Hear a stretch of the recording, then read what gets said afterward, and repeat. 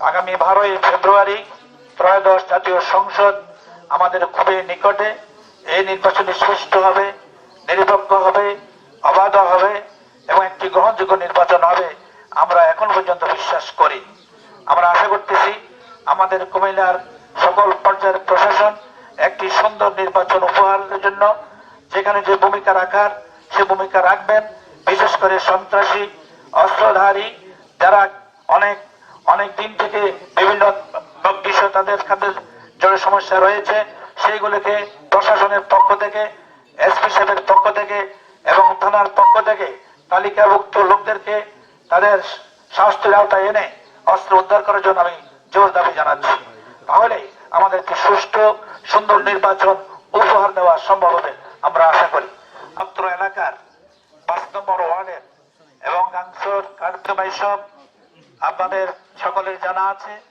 আমরা দীর্ঘ প্রচারণার আনুষ্ঠানিকভাবে আমরা এলাকার মানবী সহ সাংবাদিক বন্ধুদের সাথে আসন্ন ত্রয়োদশ জাতীয় সংসদ নির্বাচনে করতে 12 তারিখ জনাজি দিনমত ভাইকে দাঁড়িয়ে পাল্লায় ভোট দিন। দিনমত ভাইয়ের সালাম নিন, দাঁড়িয়ে পাল্লায় ভোট দিন। মুক্ত কুমিল্লা প্রতিষ্ঠা করতে আসসালামু আলাইকুম রহমতুল্লাহ।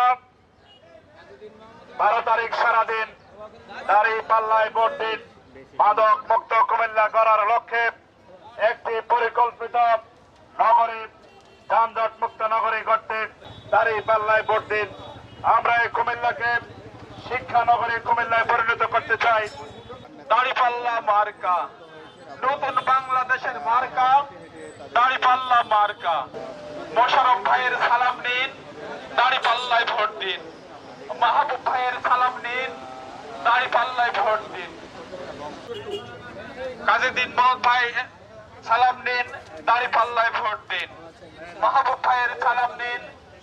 জনতার মার্কা দাঁড়িপাল্লা মার্কা, অটো ভাইদের মার্কা দাঁড়িপাল্লা মার্কা।